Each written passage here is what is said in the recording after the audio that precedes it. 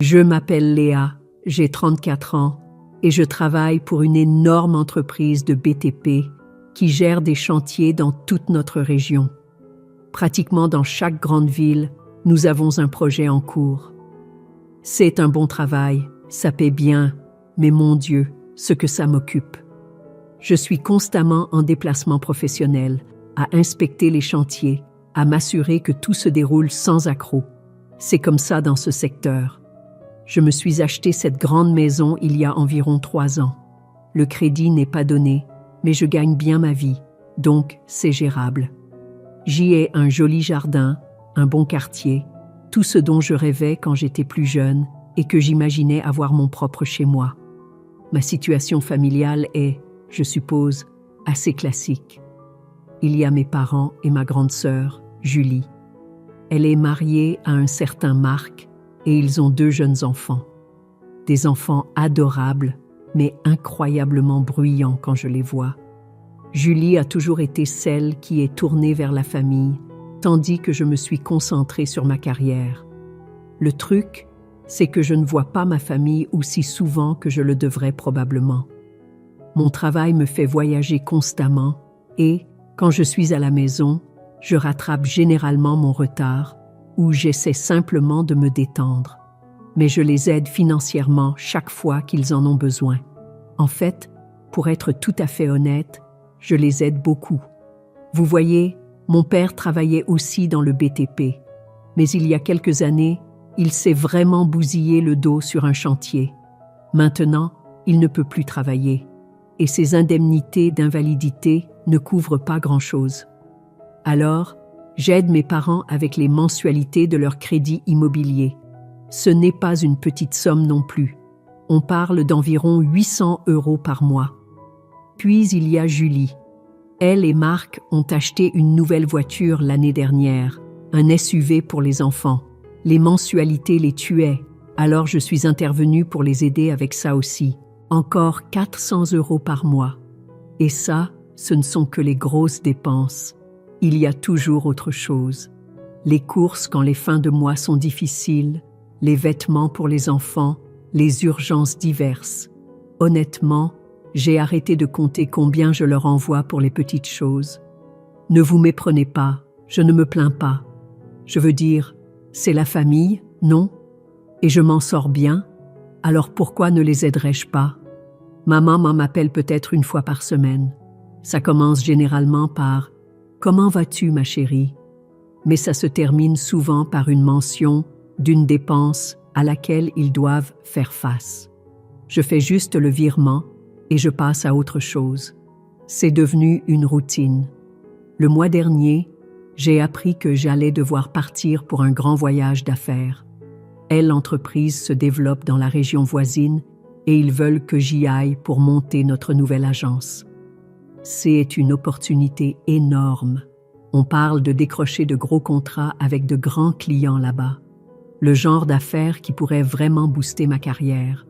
Le voyage devait durer 1 mois complet, ce qui est plus long que d'habitude pour moi. J'ai donc appelé maman pour la prévenir. « Maman, je pars pour un gros voyage d'affaires la semaine prochaine. Je serai absente pendant environ 1 mois. Tu peux passer voir la maison de temps en temps? Tu as toujours le double des clés que je t'ai données, n'est-ce pas? » Bien sûr que je l'ai. Ne t'inquiète pas pour ça, ma chérie. Ton père et moi garderons un œil sur tout. Je me suis donc envolée le lundi matin suivant. Le vol s'est bien passé et je me suis installée dans un hôtel correct près du nouvel emplacement du bureau. Le travail a été intense dès le premier jour. Je devais coordonner avec les entrepreneurs locaux, rencontrer des clients potentiels, gérer toute la paperasse pour que l'agence soit officiellement opérationnelle. Les journées de 12 heures étaient la norme, mais je suis bonne dans ce que je fais et les choses ont commencé à se mettre en place plus vite que prévu. J'y ai décroché 3 gros contrats au cours des 2 premières semaines, ce qui était bien en avance sur le calendrier. Les clients locaux ont été impressionnés par les antécédents de notre entreprise et le bouche à oreille a fonctionné rapidement. J'y appelais mes parents peut-être 2 fois par semaine pour prendre des nouvelles. Ces appels étaient toujours courts, j'y étais occupée. Il semblait aller bien, alors je n'y ai pas trop pensé. 2 semaines après le début de mon voyage, maman m'a appelé un soir. J'y étais épuisée par une journée de réunions clients successives. « Léa, ma chérie, je déteste te déranger, mais nous avons un grave problème ici. Le système d'évacuation des eaux usées de la maison est complètement fichu. C'est une catastrophe. On ne peut plus utiliser les toilettes. Il y a de l'eau partout et l'odeur est horrible. Oh non, ça a l'air terrible. Le plombier dit que ça va coûter 5 000 € pour tout réparer. Nous n'avons tout simplement pas ce genre d'argent en ce moment. » J'ai soupiré. 5 000 €, c'était beaucoup, même pour moi, mais quel choix avais-je? D'accord, maman, je te fais le virement ce soir. Merci beaucoup, ma chérie. Je ne sais pas ce que nous ferions sans toi. J'ai raccroché et j'ai immédiatement viré l'argent sur son compte. Puis je suis retournée à la préparation de mes présentations du lendemain. J'y avais des choses plus importantes à gérer que des problèmes de plomberie. À la 3e semaine, j'avais tout bouclé. Tous les contrats majeurs étaient signés. L'agence était officiellement opérationnelle et l'équipe locale était formée et prête à démarrer. J'y avais 1 semaine entière d'avance sur le calendrier. J'y ai appelé mon patron pour lui annoncer la bonne nouvelle. « Salut, c'est Léa. Tout est fait. Tous les contrats principaux sont signés, le bureau fonctionne bien, l'équipe est formée. Nous sommes pleinement opérationnels à partir d'aujourd'hui. Léa, c'est un travail incroyable. Je pense qu'une promotion t'attendra à ton retour. Ce serait formidable. Prends le reste de la semaine de congé. Considère ça comme des vacances bonus pour avoir terminé plus tôt. Tu l'as bien mérité. » J'ai raccroché, me sentant sacrément fière de moi. Une promotion, 1 semaine de congé et la satisfaction d'un travail bien fait. Pas mal du tout. J'y ai décidé de ne pas appeler mes parents pour leur dire que je rentrais plus tôt. Pourquoi ne pas leur faire la surprise? Peut-être pourrions-nous passer un peu de temps ensemble pour une fois, prendre des nouvelles correctement au lieu des habituels appels rapides. J'y ai fait mes valises le samedi matin et j'ai pris un vol pour la maison dans l'après-midi.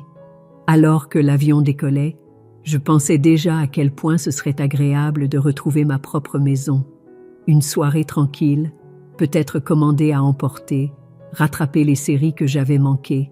Juste moi, mon canapé et une détente bien méritée dans mon propre espace. L'avion a atterri vers 18 h le dimanche soir. J'ai récupéré mes bagages et pris un taxi pour rentrer chez moi, pensant déjà à ce que je commanderais pour le dîner. En entrant dans mon quartier, j'ai commencé à ressentir ce confort familier d'être de retour en terrain connu. Ma rue, les maisons de mes voisins, tout semblait exactement comme quand je suis partie. Mais en approchant de ma maison, quelque chose clochait. « C'est juste ici », dis-je au chauffeur en montrant ma maison. C'est là que je les ai vus, des voitures, plein de voitures. Mon allée était bondée et des véhicules étaient garés tout le long de la rue devant chez moi. Pas 1 ou 2, mais au moins 8 ou 9 voitures. Et je pouvais entendre de la musique forte, venant de l'intérieur de ma maison. « C'est quoi ce bordel ?» ai-je marmonné en payant le chauffeur et en sortant avec mes sacs. La musique venait définitivement de chez moi. Je pouvais voir des lumières allumées dans chaque pièce et, à travers les fenêtres, je distinguais des gens qui bougeaient à l'intérieur. Beaucoup de gens. Je me suis dirigée vers ma porte d'entrée, cherchant mes clés. Mes mains tremblaient un peu, en partie de colère et en partie de confusion. J'ai déverrouillé la porte et je suis entrée. La première chose qui m'a frappée, c'est l'odeur. Nourriture, alcool et beaucoup trop de monde dans un même espace. La deuxième chose, c'était le bruit. Pas seulement la musique, mais des gens qui parlaient, riaient, des enfants qui couraient partout.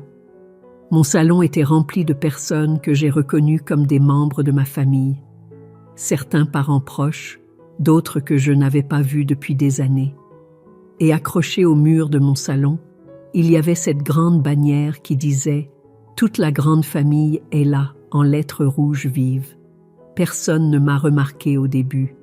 Tout le monde était trop occupé à s'amuser, à manger la nourriture sur ma table de salle à manger, à boire dans mes verres, à danser dans mon salon.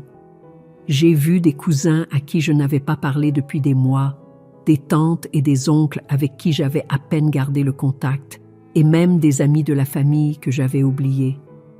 J'y ai laissé tomber mes bagages là, dans l'entrée, et je me suis frayé un chemin à travers la foule vers la chaîne hi-fi.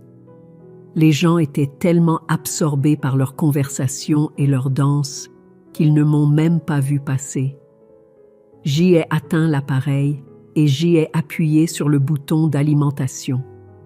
La musique s'est coupée instantanément et le silence soudain était assourdissant. C'est à ce moment-là que tout le monde s'est tourné pour me regarder. Les expressions sur leurs visages étaient impayables, un choc total, comme s'ils avaient vu un fantôme. Certaines personnes ont même fait un pas en arrière. Quelques enfants ont arrêté de courir et se sont contentés de me fixer. « Qu'est-ce qui se passe ici, bordel ?» ai-je demandé, en essayant de garder une voix stable. Pendant quelques secondes, personne n'a rien dit. Puis, j'ai entendu les gens commencer à murmurer entre eux. « C'est Léa ? Oh, elle est rentrée. » Je croyais qu'elle était partie pour encore une semaine. Avant que quelqu'un puisse me donner une réponse correcte, j'ai vu ma mère se frayer un chemin vers moi à travers la foule.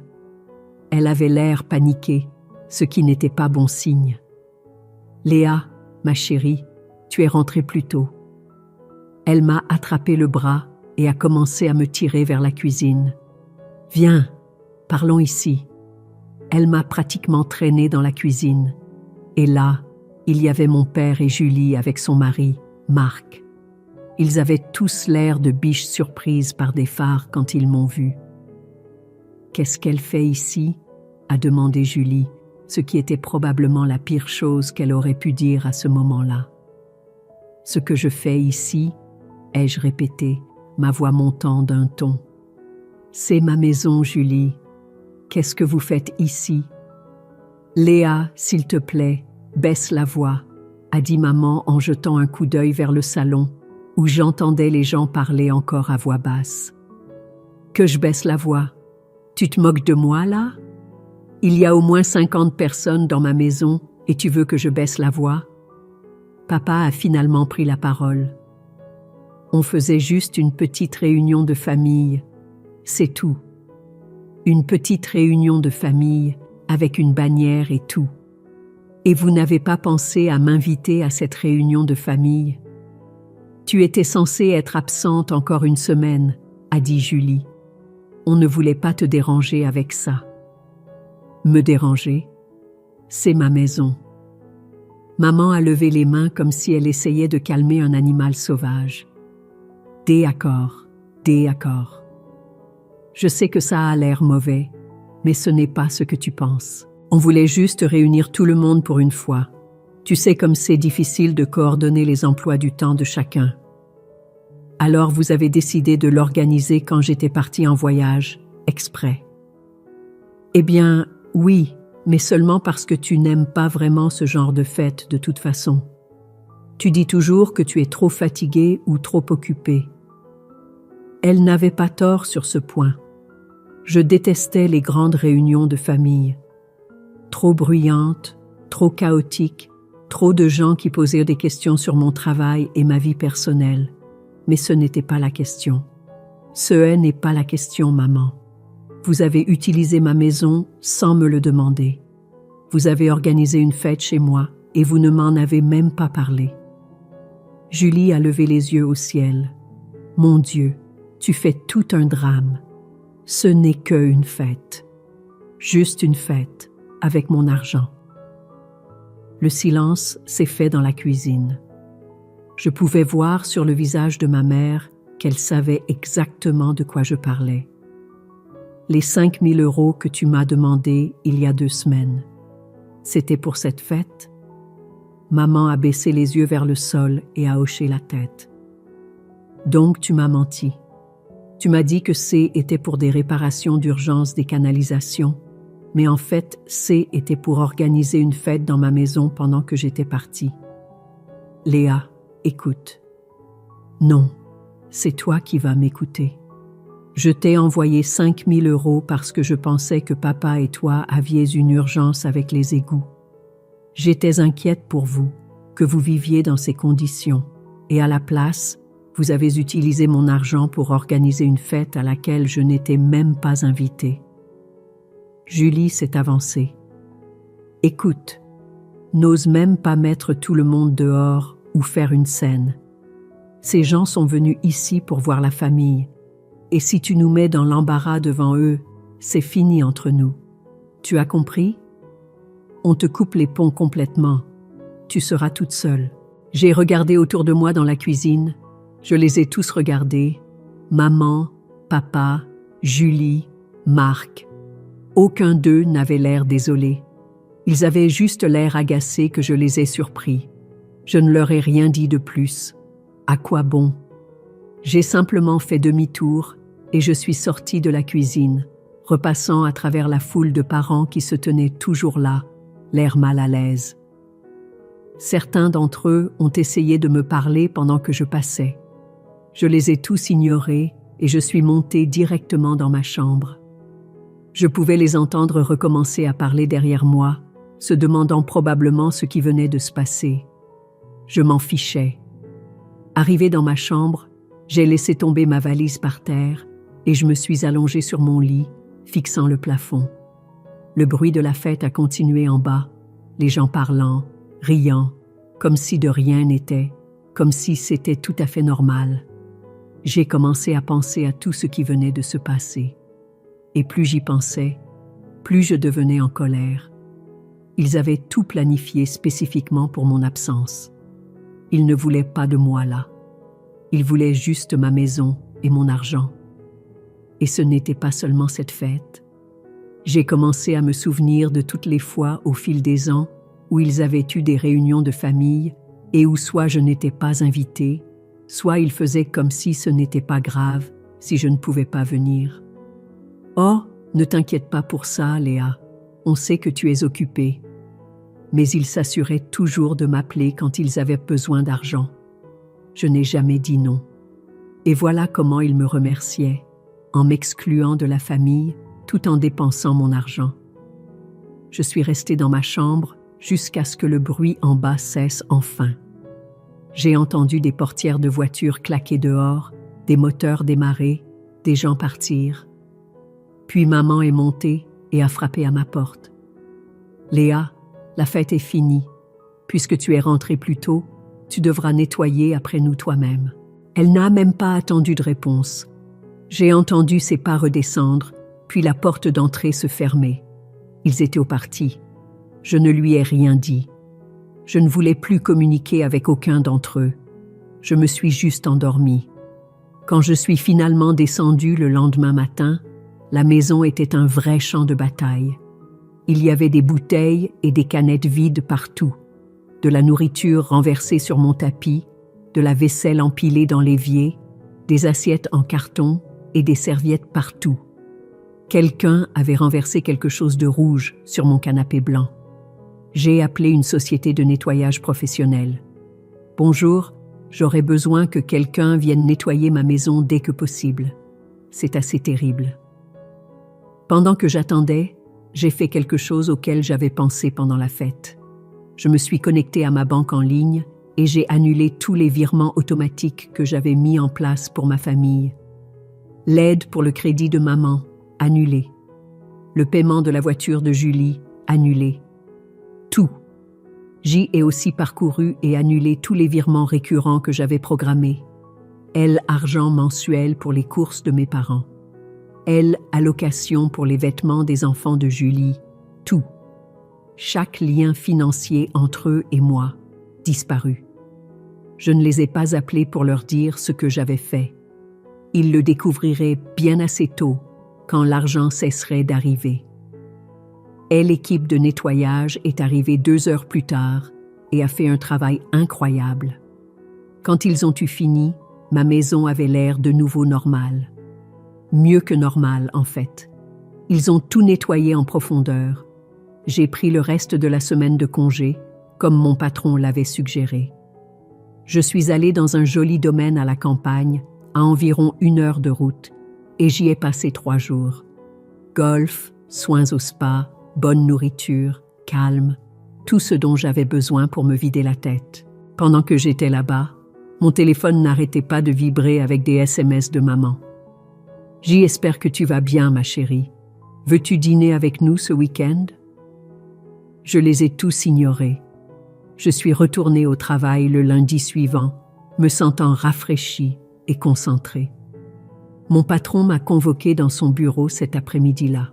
« Léa, j'ai réfléchi à notre conversation de la semaine dernière.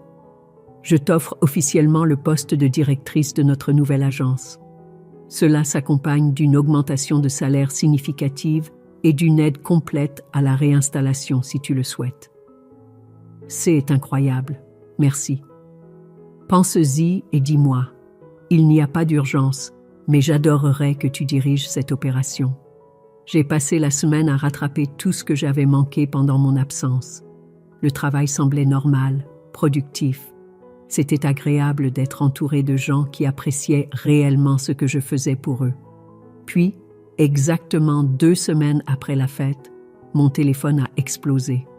Ça a commencé par des appels manqués de maman, puis de papa, puis de Julie. Quand je n'ai pas répondu, les SMS ont commencé à affluer. Que se passe-t-il avec le paiement du crédit? La banque a appelé. Maman, pourquoi le paiement de la voiture n'est-il pas passé? Appelle-moi maintenant. Julie, arrête de faire ta drama queen et rappelle-nous. Julie, c'est ridicule. Nous devons en parler comme des adultes. Papa. J'y ai supprimé chaque message sans répondre.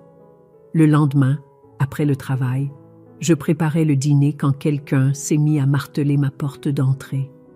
J'y ai regardé par la fenêtre et je les ai vus tous là. Maman, papa, Julie et Marc. Je n'ai pas ouvert la porte. « Léa, on sait que tu es là !» a crié maman à travers la porte. Puis, j'ai entendu le bruit d'une clé dans la serrure. Maman essayait d'utiliser son double pour entrer, mais la serrure n'a pas tourné. Pourquoi la clé ne fonctionne-t-elle pas? L'ai-je entendu dire à papa, parce que j'avais changé les serrures le lendemain de la fête. C'est pourquoi. Ils ont continué à frapper et à crier pendant environ 20 minutes pendant que j'étais assise à ma table de cuisine, mangeant mon dîner avec des écouteurs à réduction de bruit. Finalement, ils ont abandonné et sont partis. Après cela, d'autres membres de la famille ont commencé à appeler. Des cousins, des tantes, des oncles, des gens qui étaient à la fête. Ils avaient tous le même message. J'étais puérile. Ce n'était qu'une fête. Je devais pardonner et oublier. J'ai raccroché au nez de chacun d'entre eux. 1 semaine plus tard, je quittais le travail quand j'ai vu maman et papa debout à côté de ma voiture sur le parking. J'ai pensé faire demi-tour et rentrer à l'intérieur, mais j'y en avais assez de fuir. Je me suis approchée d'eux. Maman s'est immédiatement mise à pleurer. « Léa, s'il te plaît, tu es si cruelle. Nous allons perdre la maison. » « Ce n'est plus mon problème, ai-je dit en déverrouillant ma voiture. Papa s'est approché. « Si tu n'arrêtes pas ces bêtises, nous allons appeler ton patron et lui dire comment tu traites ta famille. » J'y ai ri, littéralement. « Allez-y. Il connaît déjà toute l'histoire et il pense que vous êtes des gens horribles. » Je suis montée dans ma voiture, j'ai baissé la vitre. Et si vous continuez à vous montrer à mon travail ou chez moi, je demande une ordonnance de protection. Je suis partie en les laissant planter là. Quelques mois ont passé après cette confrontation sur le parking. Je pensais qu'ils avaient peut-être enfin compris le message et qu'ils me laisseraient tranquille. Mais j'avais tort. J'y ai commencé à voir des publications sur Facebook de mes parents et de Julie. Des choses vraiment dramatiques sur le fait qu'ils pourraient perdre leur maison à cause de dettes impayées. Julie a posté des photos de factures et a écrit de longues légendes sur le fait qu'elle ne pouvait plus payer les mensualités de sa voiture et qu'elle devrait peut-être vendre le SUV. Les publications étaient clairement destinées à me faire passer pour la méchante. Il ne me mentionnait pas par mon nom, mais quiconque connaissait notre situation familiale comprendrait de qui il parlait. Les commentaires ont commencé à affluer de la part de parents et d'amis de la famille. C'est si triste. La famille devrait rester soudée. Je n'arrive pas à croire que quelqu'un puisse abandonner ses parents comme ça. Léa devrait avoir honte d'elle-même. Puis d'autres parents ont commencé à m'envoyer des messages directement. Des gens qui ne m'avaient pas parlé depuis des années se souciaient soudainement profondément des relations familiales. Le plus drôle, c'est que la moitié de ces personnes m'avaient aussi demandé de l'argent à un moment ou à un autre. Mon oncle David m'a envoyé un long texto sur à quel point il était déçu de moi. C'est le même oncle qui m'a emprunté 2000 € il y a 2 ans pour réparer son camion et ne me les a jamais remboursés. Mais bien sûr, c'est moi la méchante. Tante Linda m'a appelée en pleurant pour me dire que mes parents étaient des gens si bons et ne méritaient pas ce traitement. Tante Linda, qui m'a demandé de l'aider à payer le mariage de sa fille l'année dernière. Je leur ai donné 1500 € pour ça. Je les ai tous ignorés. Chaque message, chaque appel, chaque publication culpabilisante sur les réseaux sociaux. J'y ai supprimé de mes amis et bloqué quiconque continuait à me harceler à ce sujet. C'est à ce moment-là que j'ai sérieusement commencé à envisager l'offre de mon patron de déménager pour diriger la nouvelle agence. Ce n'était plus seulement une opportunité de carrière, c'était ma chance de tout recommencer. J'ai pris rendez-vous avec lui pour discuter des détails. J'y ai réfléchi au poste de directrice d'agence, lui ai-je dit. Je le veux. Quand est-ce que je peux commencer? Il a souri. J'y espérais que tu dirais ça. Nous pouvons te faire déménager dans les 2 prochains mois si cela te convient. Ça me convient parfaitement. L'augmentation de salaire est substantielle et nous couvrirons tous les frais de déménagement. De plus, tu construiras quelque chose à partir de zéro là-bas. C'est exactement le genre de défi qui te stimule. J'ai hâte. Alors, considère que c'est officiel. Félicitations, Madame la directrice. Nous nous sommes serrés la main et j'ai senti un poids énorme se retirer de mes épaules. Pour la première fois depuis des mois, j'étais sincèrement excitée par l'avenir. Je suis rentrée chez moi ce soir-là et j'ai commencé à planifier. Je devrais vendre la maison, ce qui me rendait un peu triste. J'aimais vraiment cet endroit, mais le garder n'avait pas de sens si je déménageais définitivement dans une autre région. J'ai appelé un agent immobilier le lendemain. Je dois vendre ma maison le plus rapidement possible. Je déménage pour le travail. Le marché est bon en ce moment.